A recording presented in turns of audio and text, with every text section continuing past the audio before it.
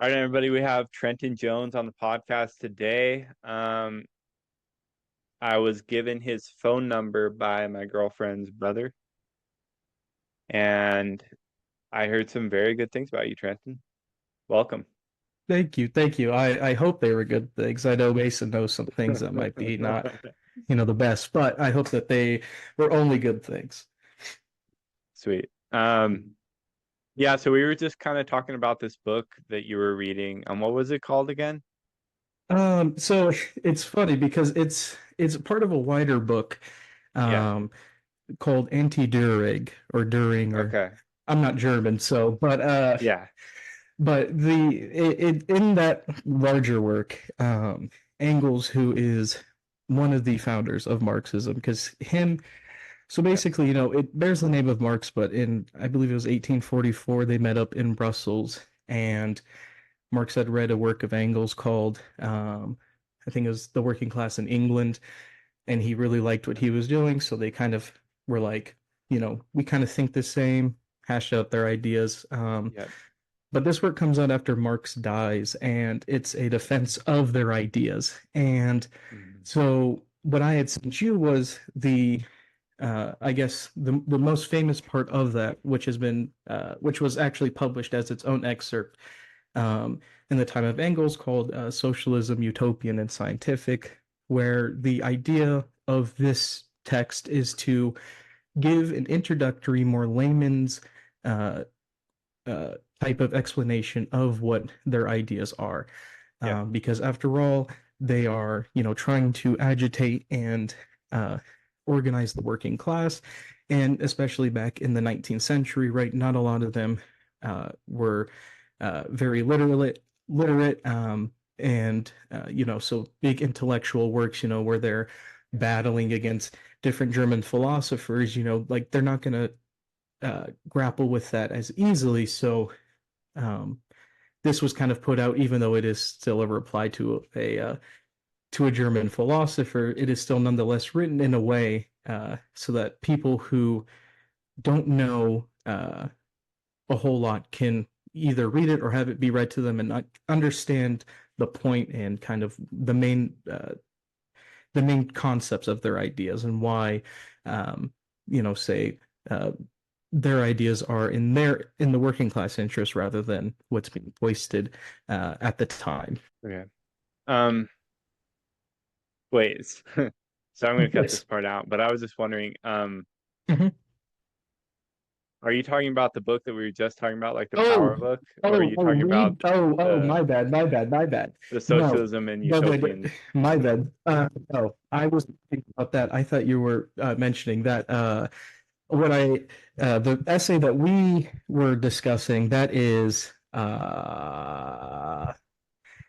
just, from what I know, is just a small essay from Reed. And so if we'd Okay. like, I can talk, we can go back a little and I can talk about Reed and all of that. If you'd like. Yeah, no, I'd actually appreciate that because we were kind of and I'll just move that last part forward. Absolutely. But yeah, I would appreciate that because I kind of wanted to explore that a little Yeah, bit because it seemed absolutely. like you were pretty interested in it. And I like the idea of, because like we were talking about how Reed was trying to say that if you're not actively thinking about something, and in a sense, if you're not actively paying attention to it, then Hmm. you're not willing it. Like, Hmm. in order to will something, you have to be active. You have to be actively thinking about it. And we were kind of debating, not really debating, but we were kind of talking about the idea of, well, hey, if I don't have internal monologue or internal dialogue, I'm not sure how you'd say it. Right. Um, does that mean that I cannot will anything since I cannot like think about it? Right. And Yeah. perhaps people who have an internal dialogue or monologue, they can't conceptualize the idea of thinking without words. Hmm. So I think that's the other thing there. Yeah. And that's why you brought up the idea of attention, and Yeah. that like if you're actively, I guess, paying attention to the thing that you're doing, that means that you're willing it. Yes. Um, yeah, that's because that's to me what I see in Reed's conception for his for the essay, um, Yeah. which is just of power. And I don't believe it was published in his time. It was something I think afterwards, but um, because when he's describing like one of the things that he says within here is that that we were talking about with if something can be willed or not willed, Yeah. um, is that he says that in this instance there is exertion without will, and so he he makes sure to have a distinction between just simply doing something, um, like a voluntary exertion Yeah. and an involuntary exertion. So like a baby who is just born, right? They cry, and it's not because they're like, I'm gonna cry now, right? It just happens. Same with when they get hungry, and so um, Yeah. for Reed and how I understand his idea of power is that when a baby cries for the first time and then it gets fed and then it's like okay, no more crying. It doesn't automatically know right after that first instance like, hey, if I cry I'm going to get fed. And I don't even Yeah. think that he would say it happens first, second, third, fourth time. It happens over time. Yeah. And I guess it'd be important to say here that Reed is an empiricist, and so his account of power, he is trying to fit it with the empiricist model that it is something that you're getting from your sensuous experience. Yeah. He's not a rationalist, and so because of that, this is why for him, the baby doesn't just know like, all right, if I cry, I'll get fed or anything like that, that they have to, that it's a process that they have Yeah. to kind of trial and error. And then after some time, they know, okay, well, when I get this feeling, I don't know what it is, being hunger, but, they're like, when I feel this way, I'm going to cry and then it'll go away. Um, Yeah. and so, that kind of voluntary exertion turns into a will, but then you can also will things that you're not going to do in that instance. And so, for example, I can, will like, after this, I'm going to go down and go get me a glass of water, like Yeah. something like that. I'm not going to do it right now, but I'm going to I'm willing myself, like, in an hour and a half, I'm going to go get water or whatever it might be. Um, and so, but I think that right there, is kind of what we're talking about in terms of like attention, where at that time, my attention is turned to, oh, I'm going to go get water and not to having a conversation. Um, Yeah.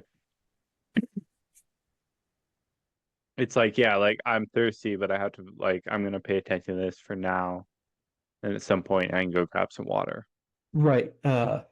Which, luckily I'm prepared, got my water here already, but, um, uh, it's like that, like in my paper that I had to write for class, because that's, this Yeah. is where I had the interaction, because this was I mean, I guess technically our introduction to empiricists, even though we read Locke, but that was just for Yeah.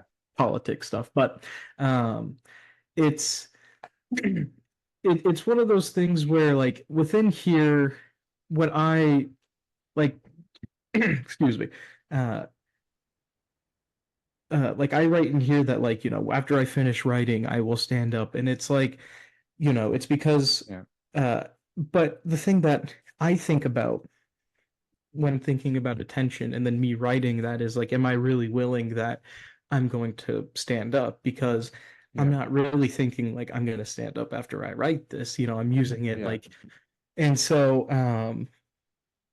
Well, and in like, a sense, like you're aware that you are gonna stand like if you hadn't written that, you probably would have still stood up anyways after Mhm. writing. But I do find like you had given an example of, driving a car on like autopilot. Yeah. And that is something that I am kind of interested in, like how that, willing works, because it's like, I guess, like, for Mhm. Reed, I would say that, if you're playing a song that you like and you're singing along with the lyrics, that you're not in that instance willing to drive the car, because I would think that, your thought is more occupied with, singing. But then, if you know the song so well, and then that's kind of on an autopilot, then, it's like, Yeah. are you willing,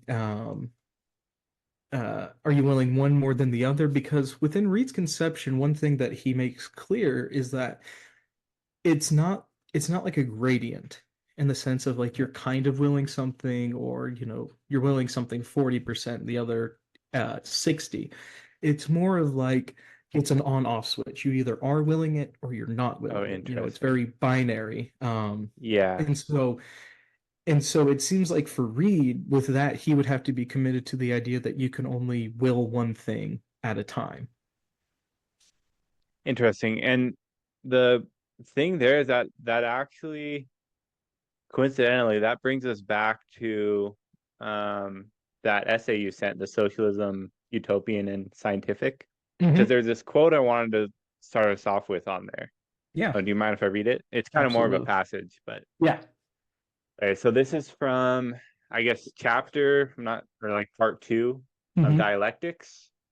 And I Yeah. will post the link in the show notes. So don't worry, listeners, if you want to read the whole thing, you can click on it. Okay, quote, to the metaphysician, things and their mental reflexes, ideas, are isolated, are to be considered one after the other and apart from each other. Are objects of investigation fixed, rigid, given once for all. He thinks in absolutely irreconcilable antitheses. I'm actually going to share my screen for the YouTubers out there. His communication is yeah, nay, nay. For whatsoever is more than these. Wait, can you see my screen, or am I sharing Yes. the. Yes, I Okay, could see that. okay, sweet. For whatsoever is more than these cometh of evil. For him, a thing either exists or does not exist. A thing cannot, at the same time, be itself and something else. Positive and negative absolutely exclude one another. Cause and effect stand in a rigid antithesis, one to the other. At first sight, this mode of thinking seems to us very luminous, because it is that of so-called sound common sense. Only sound common sense, respectable fellow that he is, in the homely realm of his own four walls, has very wonderful adventures. Directly, he ventures out into the wide world of research, and the metaphysical mode of thought, justifiable and necessary, as it is in a number of domains whose extent varies according to the nature of the particular object of investigation, sooner or later reaches a limit beyond which it becomes one-sided, restricted, abstract, lost in insoluble contradictions. In the contemplation of individual things, it forgets the connection between them.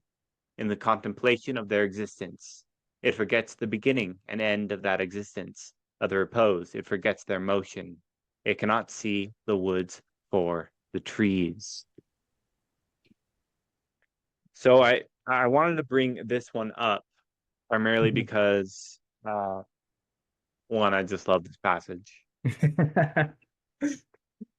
and two, That's a, because what you were talking about there was that he was kind of examining the free will as this binary thing, like Mhm. either you're willing it or you're not. Right. And then you kind of brought up the idea, well, um, like, can it be on a spectrum, Right. right? And this is kind of what Marx and Engels. I'm not sure if. Uh, okay, so I guess Engels wrote. Okay, so Hmm. I guess Engels wrote this whole thing. Sweet. Yes. Um, so this is kind of what Engels is talking about here, is that like there's some people in some modes of thought, specifically the metaphysician, Hmm. who will take things in very binary aspects. It's either this or Yep. that. There is no spectrum, right? And if Right. you're doing that, you're not going to be able to see the woods for the trees. You're not going to be able to see the individual aspects of things, right? Yep. And Yeah. I wanted to bring that up because I wanted to ask your thoughts on that. Yeah. And so that passage and really kind of that entire section as a whole Yeah, um, is their critique of what they would call philosophical idealists. So for them, yeah, when he's using the word metaphysician here, he's what he's really talking about is the idealists, or in their idea of what an idealist is, that being people who believe that existence is something that is just completely interconnected with thought, that you cannot separate thought and existence, right? That and of course, like the most extreme form of this would be solipsism. And so for here, he is, critiquing, how they go about things, because he's using it to, uh, he's using that to contrast on why the dialectical method that they've adopted from Hegel um, is a better way to reason than what they have done. And I mean, part of this is he believes that their method is not as sound as dialectics, and then another reason would be because that they're divorcing themselves from the material reality of the world. But in this passage specifically, it's more focused on um, dialectics, because in here, um, pretty much everything that he says in here, actually, yeah, everything that he says in here lines up with what he would call the three laws of dialectics, which the first being the yeah. unity of opposites, um, which uh, is, when he's attacking that, um, that a thing where he says positive and negative absolutely exclude one another. He's attacking them because they do not believe that that the unity of opposites is a thing, and so for them, what the unity of opposites um, is they call it a contradiction, but it's not a contradiction in the sense of the principle of non-contradiction, in which you have a thing that absolutely Yeah. cannot be the case. Um, what they mean by contradiction is a thing in which uh, has an antagonistic nature with it. So Like it opposes itself. right, exactly. And so the big one for them, right, is class society. There's a contradiction within the classes, right? That being that the ruling class wants to make as much money off of your labor and pay you as little as possible Yeah, for that, right? They want you to work as many hours as possible, but the least amount of pay, while the workers, they want to work the least amount of hours for the most amount of pay. That's an inherent yeah, contradiction that resides within the class structure. um, and so yeah. they some people have taken this to even to I would say, I guess, harder science, things outside of social science, because Mhm. some would say that, in chemistry, the combination and dissociation of atoms would be a contradiction. Some say that like action and reaction in mechanics is a contradiction that you see. Um, but, Well, you it's know, I mean, this is like the push and the pull, right? Like this is yeah, like the Tao. This is the yin and the yang. This is the dark and the light. I mean, everything has a little bit of its opposite within itself. Um, exactly. And a yeah, thing that's important to note is that the thing, like the class structure could not exist without the contradiction. Because if you don't have an exploiter, I mean, if you don't have an exploited, you can't have an exploiter, and mhm, so you can't, if you have a bourgeoisie, you can't have a proletariat, because yeah, I mean, if you have a bourgeoisie and no proletariat, like you can't have a society, because uh, there needs to be someone there who's working on these machines. And a big thing, or I guess one way that people try to illustrate this is with, you have like the thesis, antithesis, and then a synthesis, which isn't the best way to I mean, it's not like the most accurate way to visualize it, but it is helpful in the sense that, like, the thesis antithesis, of class society, like the bourgeoisie, and then the antithesis comes at the same time. They must emerge at once. Um, and then, they'll struggle, and then, uh, you know, whoever comes out on top. And in Marx's instance, he believes that, it would be the proletariat that they would then establish a new society of things. Um, he Another aspect of uh, another law of dialectics, as Engels would call it, would be that quantitative change leads to qualitative change. And so the easiest way for me to visualize that, at least, is thinking about states of matter for water. So, Yeah. if you put water into one of those ice trays and then you put it into your freezer, there's quantitative change. It's getting colder and Yeah. colder. But at a certain point, there is a qualitative revolutionary change in which it becomes ice. Or, I guess it's Yeah. still technically water, but it goes from being liquid to ice. Yeah. Um, Like the state of it changes. right. Um, and and so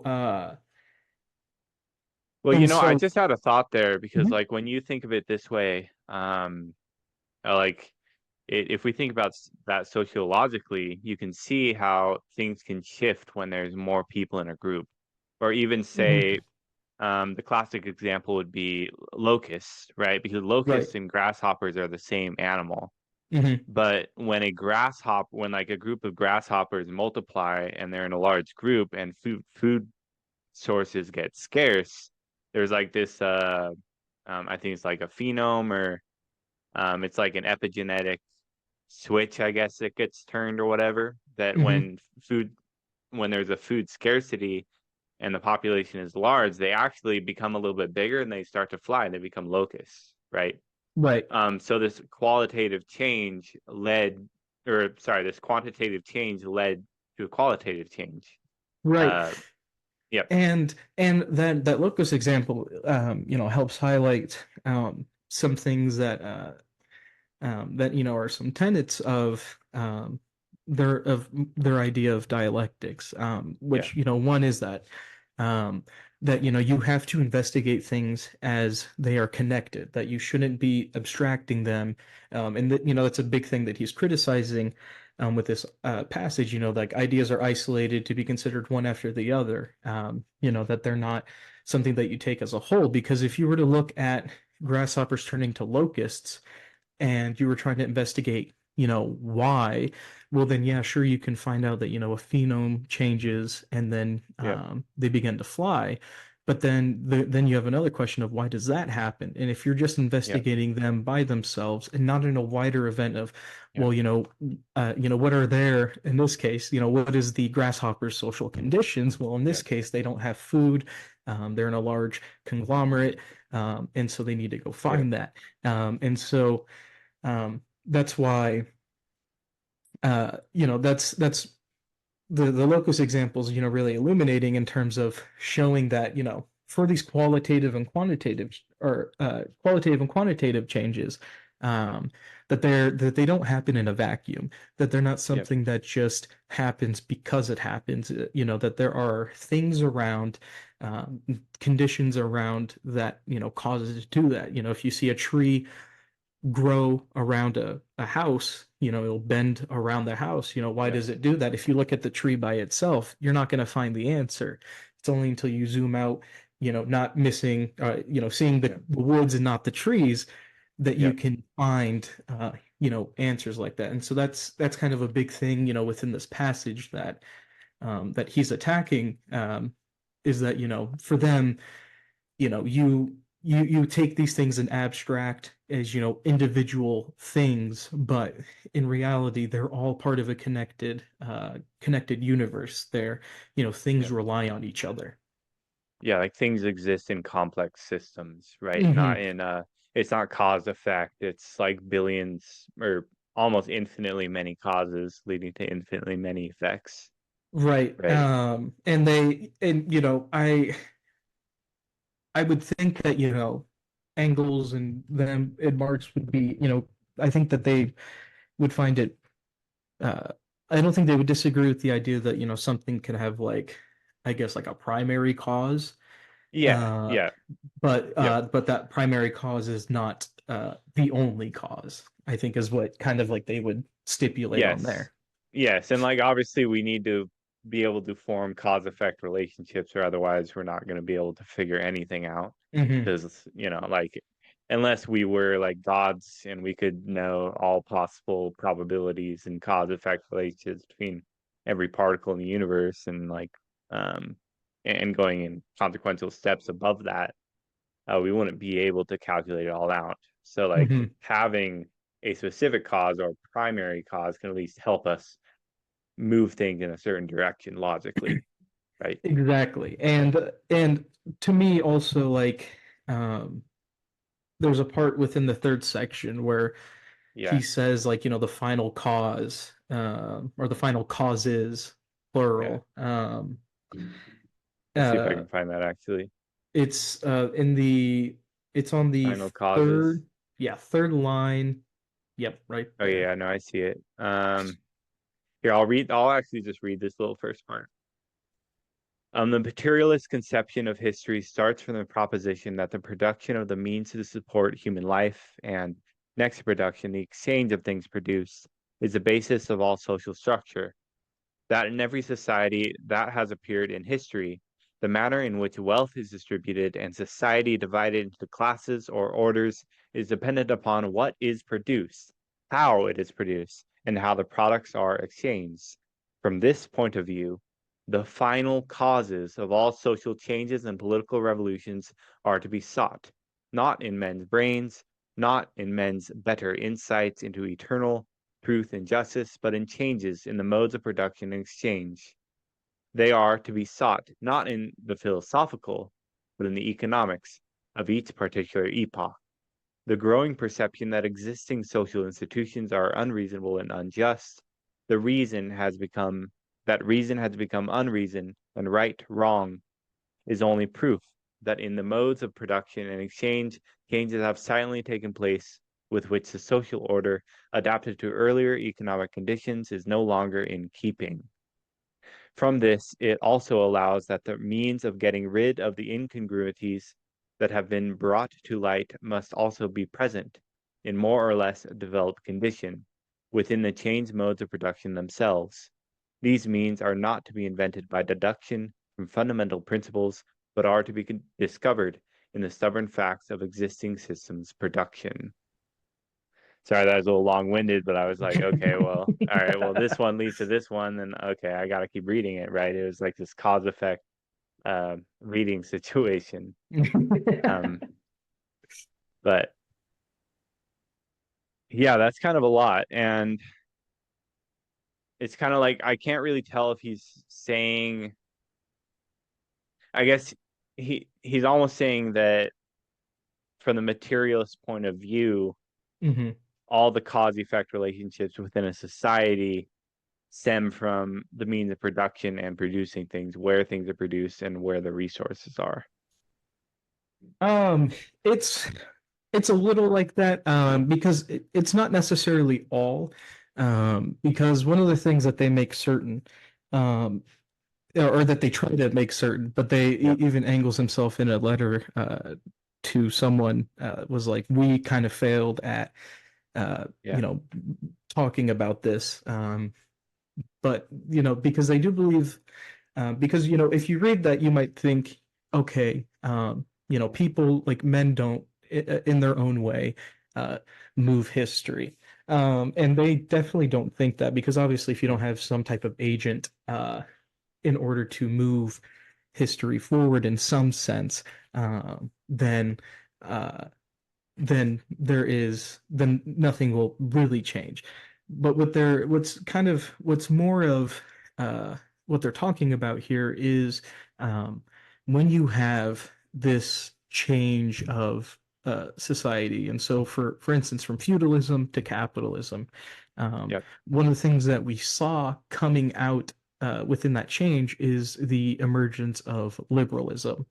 Um, Hmm. and through the Enlightenment period. And Yeah. uh, and so from there, a lot might think that, society is structured, because people in the Enlightenment period, argued, about rights and how, Yeah. rights should be the basis. But in reality, what Engels and Marx would say is that those ideas and how society is structured, um, yes, part of that's coming from, people writing down these ideas and thinking about these ideas, but that what's really moving them towards those ideas is a material interest. And so one of the best examples is someone like John Locke, where John Locke, he's the guy where he's like, property is a natural right. Yeah. It's Hmm. it's something that's good, and it's something that we have a natural right to. Um, and but if you look into John Locke's life and who he was around, well, he comes from wealth. He's friends with people who are wealthy, people who have an Yeah. interest in keeping their property, um, Hmm. yeah, Yeah. in a keeping their property to themselves. And so uh, those what's causing, like, the main cause of why John Locke is thinking about rights. Certainly he probably truly does believe that rights Yeah. are the way to go, and that that you truly have a natural right to property. But part of that is his own material interests. And so Yeah. what he and so that's kind of what he's trying to say here, especially with like final causes, is that they're not the only cause, but Yeah. they're kind of they're the thing that shifts the pendulum the other way. Yeah. It's right. The final cause of all social changes are in the modes of production and exchange. Right. It's like the last thing. It's like the thing going um first and foremost because in a sense, because like sure, like when we were hunter gatherers, production and exchange was basically just us hunting and gathering, right, and getting Hmm. food for our families and our tribes, and it's all like this. It was very egalitarian Hmm. because we didn't really have any other option than egalitarianism. Hmm. Then we bring on agriculture where we're trading things, right? And society becomes a lot more complicated. Hmm. And we get society changes, right, from production and exchange because that's our whole means of life. That's our whole livelihood. That's how we Hmm. get food, how we get water. That's how Right. we raise our family. And that's kind of what they're saying here is kind of what I'm picking up from it. Right, because in within the text, the German ideology, Yeah. one of the things that Marx says, like, up front, is that um, that you can't sit there and think about, what's the best way to govern a society if you don't know where your next meal's coming from. Yeah. Like, you can't think about these things without having some type of, basis, to a nice self-sufficient basis to where you can then move on and think about other things. And Yeah. in this sense, it kind of mirrors, um, it somewhat mirrors Rousseau's idea of, when you have leisure time, pride becomes a thing, and then you're able to focus on other things because you have leisure time, because you have all your needs met. Um, Yeah. and what's funny here is, for uh, I would say, for Marx and Engels, and maybe some people will interpret it differently, but I think for them, it's not only like the final cause, but it's also kind of like the first thing to happen, that, it starts, that the mode of production begins to change somewhat. Ideas begin to formulate out of that mode of production. And then, as they start, kind of winning in the realm of ideas, um, they can start to restructure society in a way that benefits the emerging mode of production, and um, that will allow it to thrive. Which, it's they don't mention in this text, but they have an idea of base and superstructure, where the base is the mode of production, so whatever it might be, um, and that the superstructure is basically, how society is organized. It's, Yeah. the philosophies of the time, how governments are organized, what the family looks like, all of those type of things. Um, and that, the base gives rise to the superstructure, but it's important um, for the superstructure in this instance to then reinforce the base. Because the Huh. idea there is that the superstructure is meant to guard the base. Uh, it creates laws, allows uh, that allows the mode of production to thrive, right? That's why we have property enshrined within the Constitution, right? Yep. Um, and excuse me. Oh, you're good. Could you kind of explain the base and Yeah, um yeah, can you explain those two a little bit better? yeah, Or like give a yeah. or Well, not better, but but right. yeah, just like give a an explanation of those.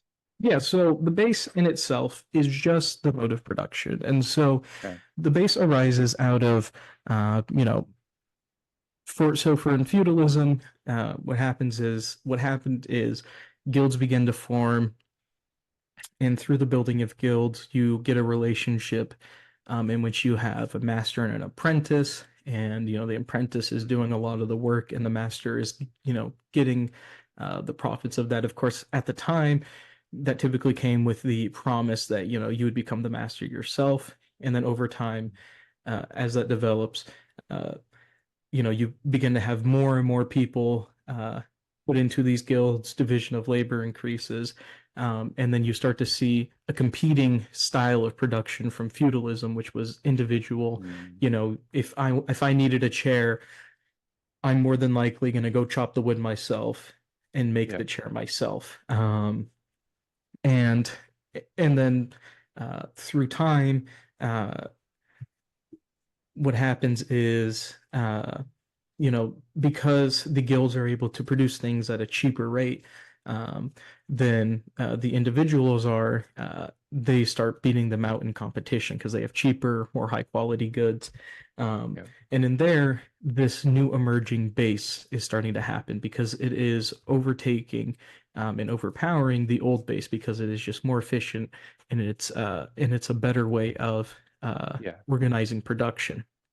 Because one thing is, while Marx and Engels are very critical of capital, they still call it historically progressive in the sense that, um, you Yep. know, li life is better under that mode of production than the last, Yeah. but that, there's still problems with it. And so, the base is just whatever the mode of production of society is. And so, when we see, capitalism emerge, what we are seeing happening is, the guilds start taking over. They become the primary producers, and then over time, land becomes sold off, or lords begin using their land in similar ways, and over time, it's becoming antagonistic to the old style of production. Yep. And because it's becoming antagonistic to the old style of production, it's becoming antagonistic to the ruling interests. And so, at the same time, the new base that's emerging has to give itself a superstructure. Um, and that's being, what is going to kind of be like the societal norms and how things are going to be organized.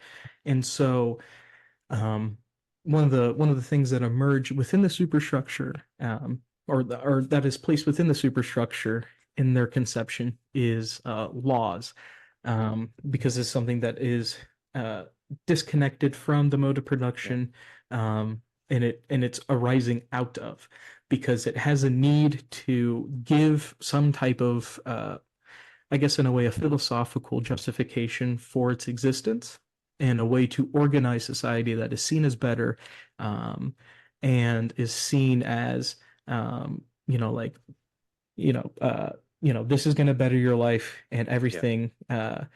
things are going to go, or things will improve, which I mean, I Yeah. guess from feudal to capital, it's not, I wouldn't say it's necessarily wrong, but Yeah. um, the so the laws are coming out because it needs some type of justification for its existence. And it and once you're able to kind of win over people within the realm of ideas, specifically, you have people who now have these interests, right? Who are becoming these proto-capitalists. And so you're able to get them on board. And, since they're making money, a lot of the times, as we've seen within human society, the more money that you have, the more power that you hold. And so then they begin to work on, uh, you know, uh, getting people to sympathize with this idea, even if it's not within, even if, they're not directly benefiting from it. Um, because I guess in this way we can also invoke Rousseau again, when Rousseau talks about how civil society came about because the people of property were like, we want to protect our property, so we're just going Yeah. to say that you're actually equal to us, in this way. And the same thing happened with Mm, capital superstructure, right? Is yeah. that with rights, the thing became everyone is on this, level playing field. Everyone has these same rights, which, it is true, right? We all can own private property, but that does not necessarily mean that you and I will ever own Are capable of private it. property, exactly, or even Well, I capable kind of of had a it. thought there in that, like with like a lot of times the freedoms in our society, sure, we're free to do those things, but a lot of times we're never going to be capable of it. A good example of this, or like there's some kind of illusion of freedom. And a good Hmm. example of this is, say, voting, right? Hmm. Sure, sure, we can vote for whichever candidate we want, right? Say in the next election, we can vote for Trump or Biden or some third party candidate, right? And sure, we have the freedom to do that, but the chances that you're going to be manipulated by some kind of media force or YouTube Hmm. or your friends or family or whatever into voting for someone else is extreme, or into voting for a specific person is extremely high, right? Right. And with, like, especially with like media, Yeah, the people who are, who own the media, yeah. um, are still capitalists at the end of the day. And so they have that class BlackRock. interest. Oh yeah, man, oh man, oh man, don't even get me started. Uh, and so because of the interest, right? Even if they bicker about things going on, like if they disagree on, uh, social policy, they still Yeah, nonetheless agree that, like, that they need to protect capital. They may not even agree on how to do that, but uh, they still nonetheless agree on that. And so that's why, with, voting, like you've mentioned, yeah, you know, the inclination that we think is, who your choices are, Trump or Biden. And it's because that kind of really is your choice, because a third yeah, party candidate like RFK or yeah. Cornel RFK. West, Yeah, they're not gonna get the amount of votes needed. RFK tries to claim that he'd beat Trump or Biden one on one, but I don't know how true that is. But the idea still is that, like, yeah, you're still limited to your two capitalist organizations, right? The Democrats or yeah, Republicans. They're both liberals, and of course, when yeah, I'm saying liberal, um, I should, I guess, clarify that I'm not talking about, Democrats, like the American usage of the word yeah, liberal, but, the idea of, if you yeah. believe, that, like, rights, like rights are the final end all be all, that, Mhm. that it is, that you fall into liberalism. Um, Mhm. because one of the things about liberalism, and for me, what really uh, highlights, I guess, kind of why I agree with this idea that, your economic interests at the time will inform the philosophy, is that um, is uh, within liberalism, whether you have, all the way to the right with like Yeah. anarcho-capitalists, libertarians, all the way to, um, I guess what I would say kind of like a modern liberal, someone who expands rights to being, like a right to health care, a right to, um, Mhm. you know, uh, right to internet, things like that. Yep. But within that entire spectrum that you have of like what liberalism encapsulates, on either end and everything in between, the foundational, the foundational right is property. That is the foundational right Mhm. of liberalism. It's not freedom of speech. It's not freedom of the press. It's something that, comes out of, but within liberalism, the primary foundational right is property. And for me, what Yep. really illuminates that is if you have someone who's like a hardcore libertarian or even like an anarcho-capitalist, they don't always believe in the right to the right to free speech or the right to Yep. bear arms or anything like that. I mean, maybe the bear arms they can file that under property, but Yep. and they might try to get themselves a freedom of speech by saying, well, speech is property, but in a way they reject any rights being a right other than property. Yep. And so, this is where this is one of the things that I see that makes me that I look at what Marx and Engels write, and then I reflect back on what I see, and I look at it and I go, that seems to be the case. That Yep. within liberalism, the foundational right, no matter what, is property, and anything else that comes out of that is either to help secure property um, is uh, or is in a way something that they truly believe, but they believe that uh, uh, that it's something that is compatible and that maybe is needed in order to protect this right of property. Well, and it makes sense when you think of like the Bill of Rights, for instance. Like when you're talking about the freedom of speech, like why do we use speech? Well, in many ways, we use like we want our speech to defend ourselves. And like, what are we defending? Well, we are defending the fact that we believe that we own, for one, ourselves and say our property, right? Right. And like guns, we use guns because we want to protect our property and ourselves, right? Um, you can Fourth kind of just keep Amendment, going.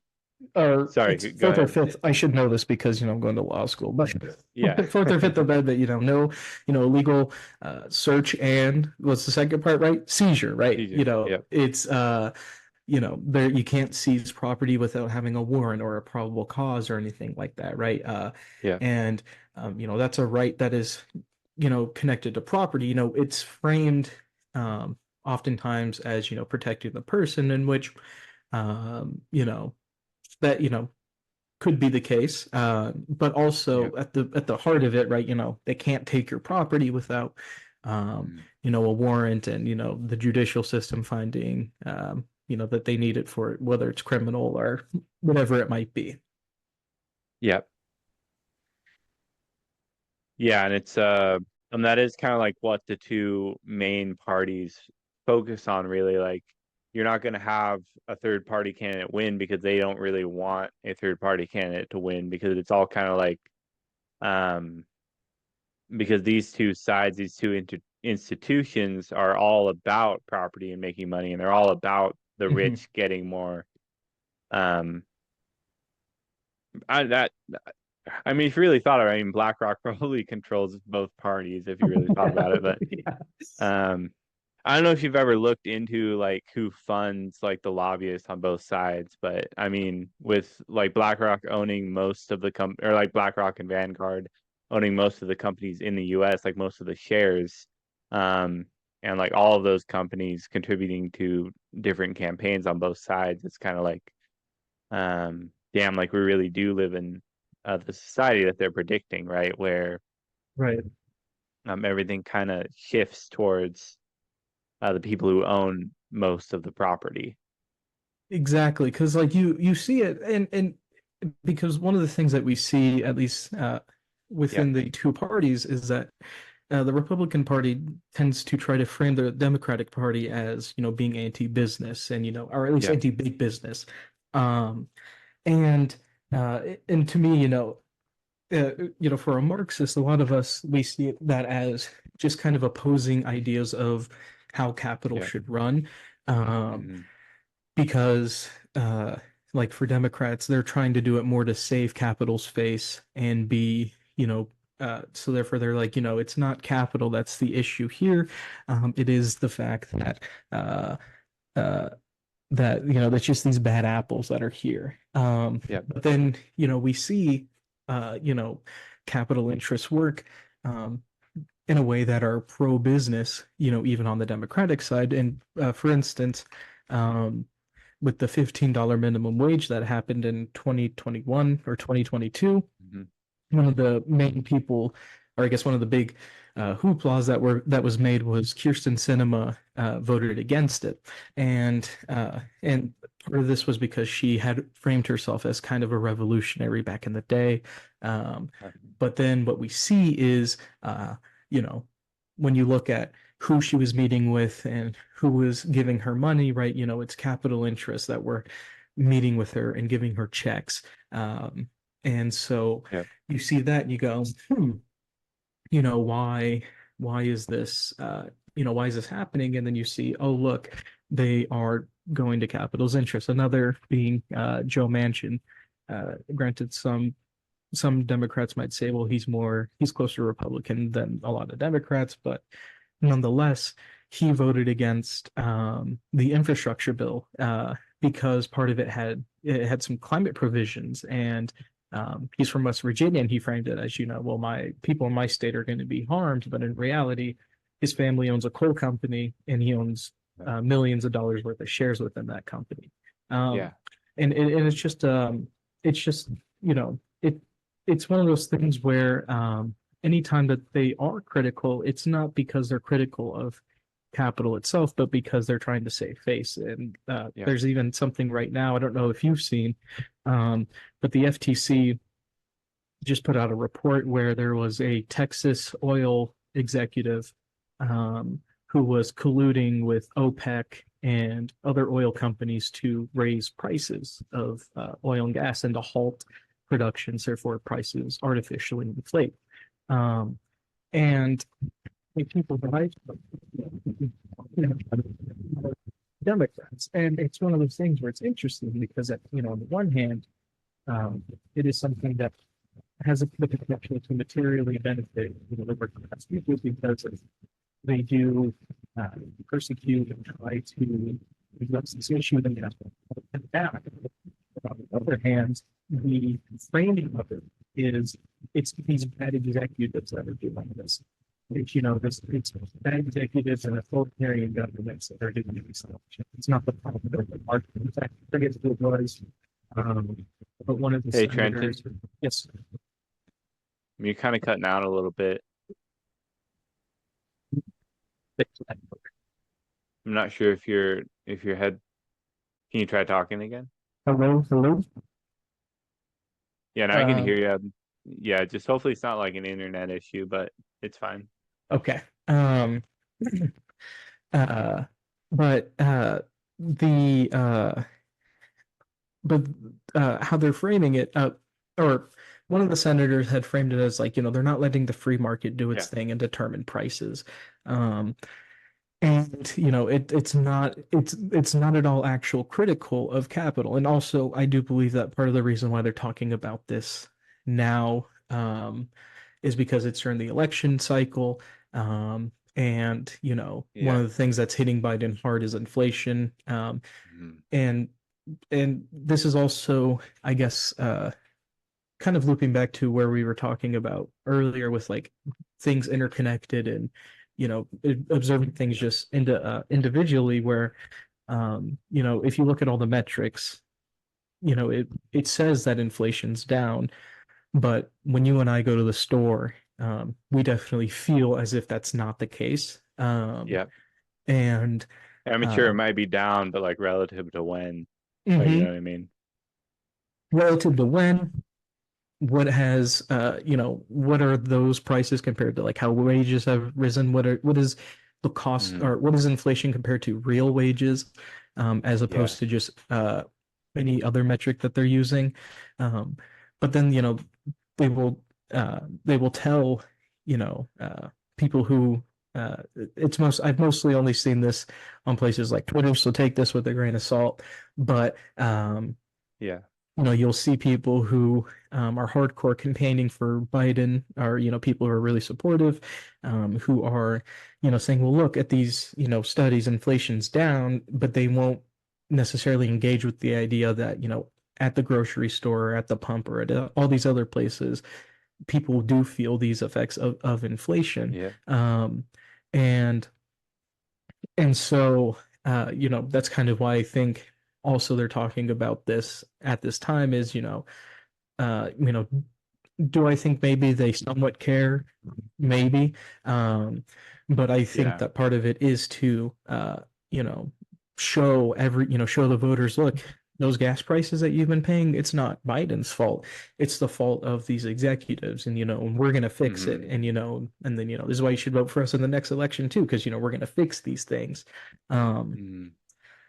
but, it's an interesting thing because obviously the economy matters a lot, especially to independent and more moderate. But it'll be interesting if that'll be enough, especially for what is happening in Gaza. For Yeah. I don't know if them, kind of showing that inflation is not Biden's fault, or whatever, or whatever else they may do. I don't know if that's going to be enough to necessarily undo that mess that he has created for himself. Oh yeah, there's a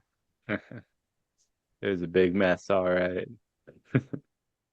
Um, I wanted to ask you, are you familiar with the concept of capitalist realism? Yes, I actually read that book. Oh, you did? Yes, I read that book about a month or two ago. Um, and after I read it, um, to me, what's amazing about it is, even though it's written in like 2009, you could Yeah. read it as if it was written in 2024, and it still Yeah. uh, just applies to me really well. And I recommended one of my professors teach that book because I'm like, one, it's contemporary philosophy because he has Yeah. a contemporary political philosophy class, and I'm like, two, um, you get to explore, some answers to uh, some questions that some people might have, regarding, of course, mental health, Yeah. um, or I So like the like endless reviews. and reviews about, like, for me, really, like, Fisher really head on was, why people within our generation don't like reading. Why Yeah. I myself didn't enjoy reading until a few years ago. That this instant, like, we live in a world where we have like this instant gratification, um, that everything, like, your stimulus is just being you're being stimulated all the time. And, Yeah. you do something like reading, it's not the contents of the book that is the problem. It's the fact that the act of reading is not uh, as Stimulating. engaging or as stimulating as watching a YouTube video, or anything like that. Yeah, it often feels like we're constantly getting like, I don't know, just drained, I guess, like drained of our attention, just like there's this force like pulling at us, you know? Um, And it's like, yeah, it's like something I felt where, like, when I first got a phone, because, like, I got my phone, when I yeah. was in like eighth grade. Like, it was something that Mm, came a little later for me. And, like, at first, like, when I got notifications, I could ignore them yeah. for, a while and not care. But now when I get one, I'm like, oh, I gotta check what this is. Yeah. But with capitalist realism, that book, one thing that's really nice about it, is it is to, in my opinion, one of the few works that truly investigates the superstructure, because that's basically what Fisher is looking at. He is looking at the superstructure that neoliberalism has created. Yeah. He doesn't say that in the book, but that's what he's doing. Uh, Hmm. because the idea there is looking at how neoliberalism has changed how we think, how it has instituted capitalist realism, and uh, how it's becoming this dominant thought where people think there is no alternative. Yeah. And It's like you're not being realistic if you even think of another alternative. Right. right.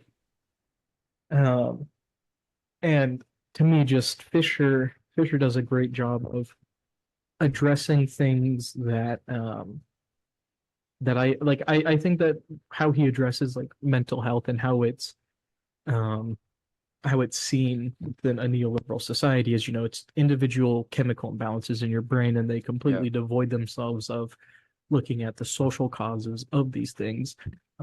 That like I look at that and I'm like, yeah, he's 1,000% right on that. And it's Yep. because part of it is he's taking something like mental health, and he's applying a dialectical method to it. He's like, sure, maybe there is some problems with Yep. your serotonin levels, even though we know now it's not just that, that there are external causes that are informing and changing your internal psyche. Yep. Exactly. And like there's things that affect your serotonin levels right outside of you. It's not like you exist in a vacuum. Exactly. Like that's one of those things. Like, yeah, like your serotonin levels, like you don't become depressed because one day you wake up and all of a sudden there's like an imbalance, like, your brain somehow fucked Yep. up. I don't know if I can swear. Yeah, no, you can.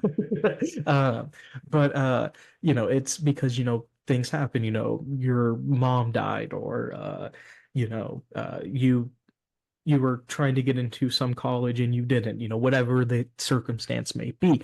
Um, Yeah. but to me, that capitalist realism is a book where, if you want to understand the superstructure of society today, and also, I guess, kind of understand, I guess, or I would say, get a material understanding of, why some things are the way they are, um, is, that book is the way to go. Like, because one thing that I found super interesting is, I'm reading that at the time where I'm in my last Yeah. semester, and at the end of the semester, you get course evaluations, and you're asked to Hmm. evaluate your professors. Yeah. Yep. And one of the things Fisher talks about is these course evaluations, and Yep. that you know, first it evolved from you having like a random person coming in on a random day Yep. to just observe, and then they take notes, and so therefore every class you have to you have to be trying your hardest to teach the best. Um, Yep. and then it moved into, and I think him invoking uh Foucault's well, what is it called? How am I blanking on this? Um, his big structure. Oh my goodness. Here, let's look Oh, it up. it is Uh, it is the structure. How am I forgetting this? I just was talking Foucault, about this with a friend.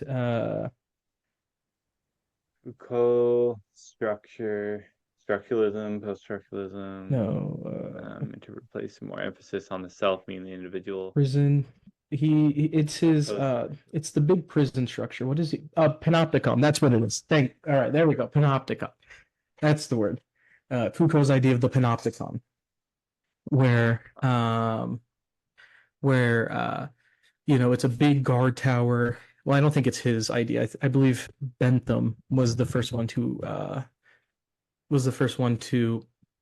come up with the idea of the panopticon, but it's a big guard tower in the center of the prison, and all of the prison cells are facing the guard uh, tower, and yeah, that and that they could be observed at any moment of time, and because Yep. of that, uh, the subject, the prisoner, is therefore observed all the time because they don't know when they'll be observed, so they always have to pretend as if they're being observed all the time. Yep. Um, and so, and Fisher talks about how, teaching has become that where, with those random Yeah. people coming in and those random evaluations, um, it's like always being uh under that watch. And then moving into like these like self course evaluations where like the Yeah. students do the evaluating, um, then that panopticon, you know, I guess it's like less of a panopticon in the sense of like, they know that they're being surveilled all the time. Um, but they nonetheless have to just continue to try to teach the best they can rather than just teaching the best, that being the thing that they actually do. Yep. Um, and one thing that Fisher says that I found to be really true, because one of my professors said it was, that they don't want you to just like put, you know, this course uh, help me learn, strong agree and like hit strong agree on all of them. That, that they want you to hit, disagree or, partially agree. Um, and that idea that like you don't want the actual best results from these evaluations because because they're operating under this idea that there's always something that you need to You do can improve better, and that on. and Yeah. that these are the way that you learn how to do that. um Yeah. and Well, that's all, like that's kind of the idea of like our modern day society is that we're always striving towards this goal of progress. And it's like, what is progress? And like, what does progress even mean? Like, what are we progressing towards? Right. and the progress, and for, at least what Yeah. I would say is, the society here is just, does capital increase year over year? Yeah. Do profits go up? And that then brings us into a different kind of contradiction of, capital and the environment, um, Yeah. which uh, Fisher talks a little bit about. But this fact that capital requires an infinite growth. If there's no growth, Yeah. if there's a stagnation, there's going to be a recession. Or if markets fall, that's bad for the economy, and it's bad for capital as a whole. Um, and but in order to achieve infinite growth, especially for a company like Exxon, well, that requires you to have infinite amounts of oil and natural gas, which is not the case.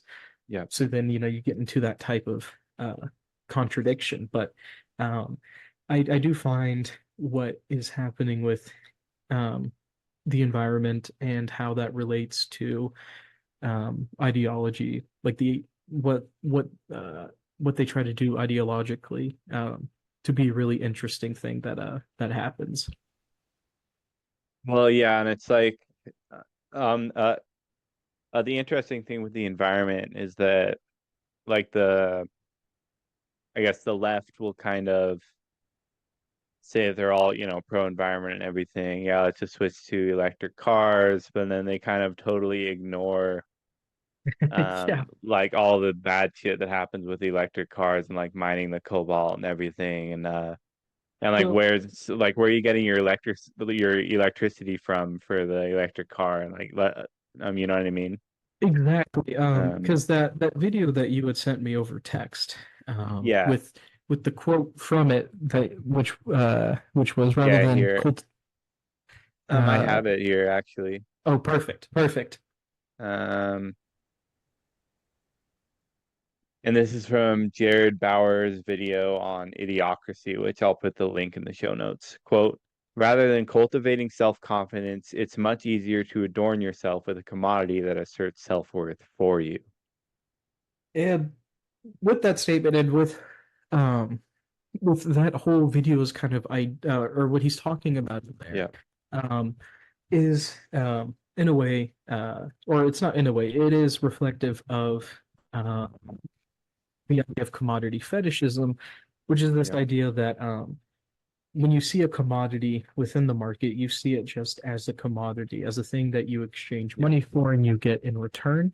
You don't see it as a thing that has been produced from labor and from social relations. That even the Yep. money that you're spending comes from your own.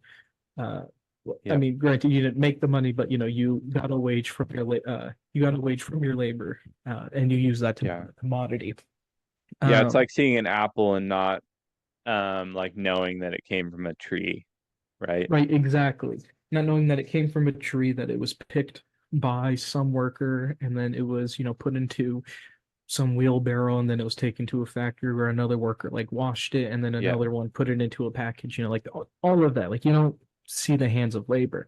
Um, but it also, in a way, helps mask certain things. Like the fetishizing commodities allows you to mask certain things. Like that quote that you had just read, where you allow it to do the talking for you. And so Yeah. one of the ideas that uh, Zizek talks about, and I have my own issues with him on some things, but I think he has a really insightful critique on um, like I guess like pro environment commodities like Yep. electric cars or like organic chocolate. Hmm. In that, someone who buys an electric car looks at that car and they goes, "Look, I've done my duty. I'm helping, I'm helping stop pollution. There we go. We're good to go. I don't need to worry about anything else." Like you were Yep. saying, it allows them to kind of just forget, uh, everything else that has happened, and it in a way allows them to be, I guess, somewhat complacent with what's going on in the background. It's also what allows something like a carbon footprint to be a thing, Hmm. where the idea now is, you need to watch your carbon footprint, right? Where you need to reduce how much you're polluting in your life by doing X, Y, and Z Yeah. without, When all these companies are like, are like the ones that are like produce like what a person does is nothing compared to what like the giant war machine does or what right like what the military industrial complex does in general and what all these large corporations do, right, like right? even the concept itself masks the fact that it was created. Well, I shouldn't necessarily say created, but at least it was popularized through Yeah. commercials and like from British Petroleum, BP. And so you Yeah. have a oil and gas company who is telling you, "Hey, don't worry about what we're doing. We will reduce our carbon footprint. Sure, whatever, but you guys need to do this." Um, and Yeah, so it that's well, it reminds me of like a king who has like a bunch of food. They're wasting like so much like food every single day, like tons of food every single day. And like all the people are like kind of starving. And then if one person like wastes a little bit of food, they're like, "Hey, you can't waste that." exactly. Or Right? like, or you need to just eat less, just eat less, we'll be good to go. Yeah. It will actually have food for everyone without, looking at, well, why does the king have, enough feasts to feed our entire village for, a year and a half? Like, what's going on there? Um, Yeah. Yeah, no, I love in capitalist realism. A buddy of mine showed it to me. I really like the idea of the self reviews, though. I think that's something that's mhm, there is a point in there that I kind of wanted to mention in that like when you are doing like the self review, it kind of inflicts a sense of like before in the old system, um, you would feel guilt towards another person or like you'd feel bad because oh shoot, um, like the review guy came in and I got a bad review. mhm, I should have been better. But with like the self review concept, like in my work, I have to fill out self reviews, and with that, it's like there's kind of this all seeing eye in a way. It's like, say people who are religious, they'll always have God watching over them, right? So like they don't want to do bad things, and it's kind of the same thing with the self.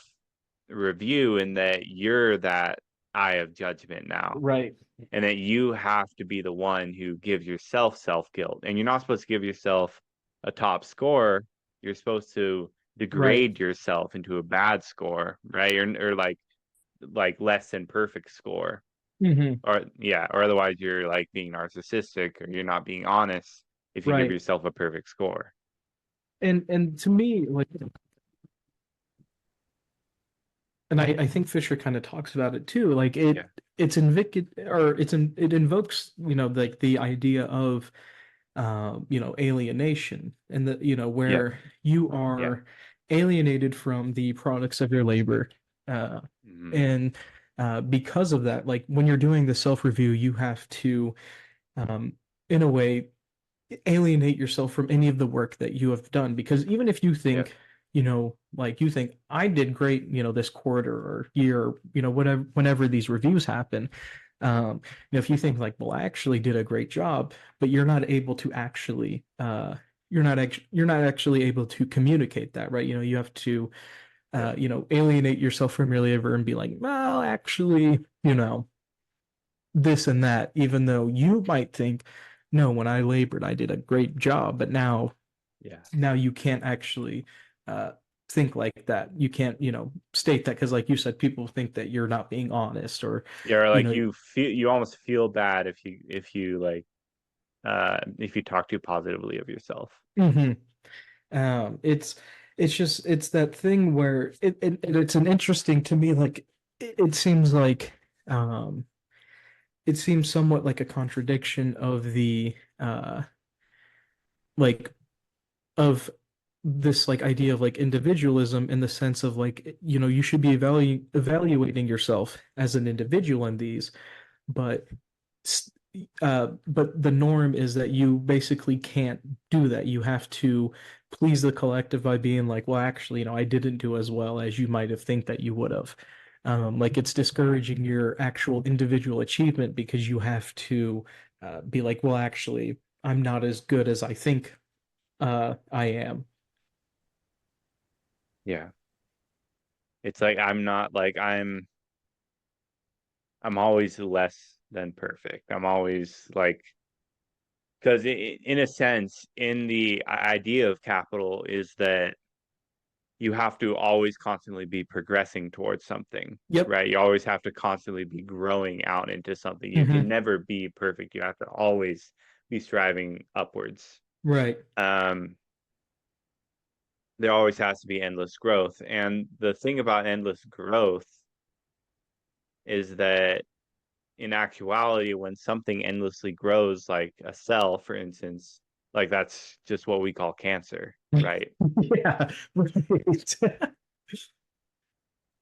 If Yep. it doesn't divide, if it doesn't split, then it'll just grow and consume everything until the whole body is dead, right? Right. And because yeah, it's because I think cancer is a great, like, way to like imagine, like, because yeah, Yeah, like if things excessively grow, that is never a good thing. yeah. Like And like you, obviously you don't want things to be stagnant either, because then right. a bacteria pools it up and you got a disease, Right. right? But, and you need some balance, but it's one of those things where, um, pretty much an endless growth is, you know, somewhat bad in almost any circumstance. But then when it comes to Yeah, capital, it's one of those things where it's like, no, no, no, in this circumstance, it's good. And not only is it good, it's the thing that we need to do, and that we should do, uh, and that in a sense is a moral good thing. wow. Well, I think that'd be a good place to end it, unless you want to like leave it off with a quote on one of your favorite quotes from here. I mean, we'll do a little quote, because to me, Yeah, what really encapsulates, uh, the I guess the more political side of, yeah, Marxism, because the thing about, for me, yeah, it is something that that I came to first, within the politics, Yeah. and then over time, um, it's led me to then explore, not only the philosophical ideas within that own thought, but also opposing ideas, to see, what is out there, and Yep. also to help me understand the texts and all of that. But, um, one of the things that draws me to this philosophy is within the thesis on Feuerbach. It's just like 11 little, lines, probably about a sentence each. And Yeah. the 11th one, uh, Marx says that the philosophers have only interpreted the world in various ways. The point is to change it. And, and that is Yep. what, that's, I guess, kind of what helps separate, um, you know, our philosophical understanding from others. It's why we're materialists, because we not only want to interpret the world accurately, but we want to know how to change the world. We want to know how to change things for the better, see things how they are, and then, change them for the better. It's not something, Yep. it's not something where you sit in an armchair and you think about this is the best way to form a society. Sure, Yep. they have an idea, but the only way that we know if our ideas are correct, within our materialist, philosophy is we have to go out into the world and try Yep. it. Theory Yep. And that's informs why you go to practice. law school. Exactly. Theory informs practice, but practice is the ultimate, determining force of knowledge, Yep. for us. And, maybe, if you would like to have me back, we can maybe talk about, the kind of epistemology, like what Yep. constitutes, actual knowledge for us, and what, No, I'd you know, love to do that. Yeah. yeah. But yeah, that's that little quote there, if anyone was listening and thinking, why would you commit to something like this, that quote kind of encapsulates, part of the reason, that it's not because I just want to Yep. know how the world works. I want to know how we can actually go out and change the world and better the conditions of not only our lives, but the people in Yep. our communities who have the same interests as we do. Yep. And you're specifically talking about Marxism, correct? Yes, yes. Yep. Yep. Awesome. Well, thanks so much for coming on. That was awesome. Thank you Um, for having me, my friend. yep. All right, everybody. That was Trenton Jones. Thank you for listening.